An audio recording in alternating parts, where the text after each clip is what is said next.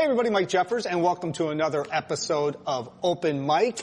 Today I am with blues legend Jimmy Burns. He is here. We're at Buddy Guy's, and we are talking about a small portion of his life, because we could talk for like 6 hours about his entire life, but we're going to cover a few points on that.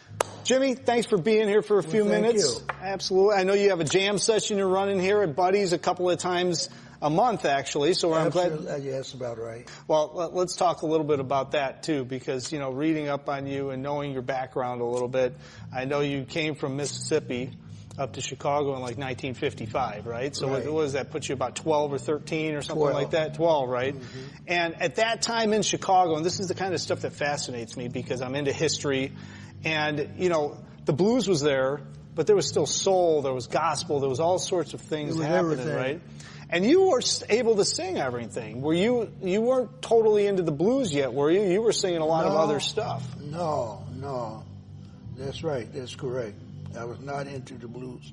When I came here, this group by the name of the Dells, the Spaniards already had heard Clyde McFadden and the Drifters when I was in Mississippi. Mm-hmm. And of course, Roy Hamilton. A lot of people.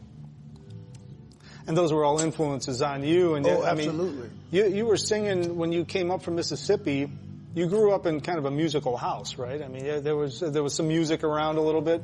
My mama messed with the guitar a little bit, and so did my dad. My dad had played like 3 instruments: guitar, harmonica, and piano. Yeah. But you didn't pick anything up like that? I mean, down there? I picked up the guitar in 1952 when I was 9 years old. Yeah. Playing open tuning. I didn't know the difference in the tuning. Mm-hmm. But I played with what they call it the diddly bow. I remember that since probably before I was 7 years old.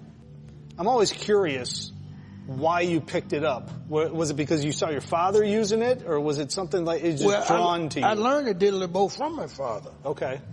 Because he used to put it on the front porch. It was only one string. Mm-hmm. He had that bottle the little, like a flavor bottle to fret it. Mm-hmm. And I fell in love with it. And then I fell in love with the guitar. I've always loved the guitar. Always, even right today. Yeah. You know, it's always interesting to me because when you pick up a guitar now, you're doing the diddly bow, and then all of a sudden you pick up a guitar and there's, I don't know, I'm just a drummer, but there's a few more strings on a guitar than a diddly bow.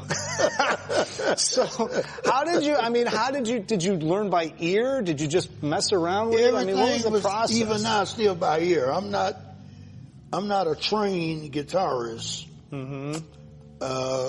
Believe it or not, I'm still learning how to play the blues. And I never really had instructions.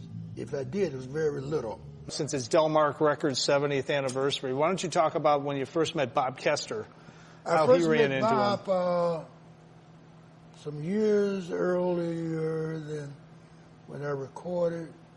And at the time, I was working with Rockin' Johnny and his band at Smoke Daddy's. Mm-hmm. Smoke Daddy hadn't been that long open. Is that the one on Division? Yeah. Yep. And me and Johnny put it on the map. So that's when you met Bob over there? That's when I met Bob. And I already had enough stuff for a CD because I had been writing. I had started writing like in the early 70s and had stuff like Leaving Here Walking, Better Know What You're Doing and all that stuff. When I started out with the blues, my idea was to integrate other blues, you know, with country blues. And my favorite blues is still country blues. I forever loved Lightning Hopkins. Mm-hmm. But that's when I met Bob, and he came down there one night to Smoke Daddy's. Next thing I know, I'm in the studio with a band, and they played it right. Yeah. and it turned out to be won Independent Record of the Year. You know. So then after that, we started doing other stuff, and they never told me what I could do or couldn't do. Right. You know, I had pretty much like I had artistic freedom, and that's what I liked about them, and still like them.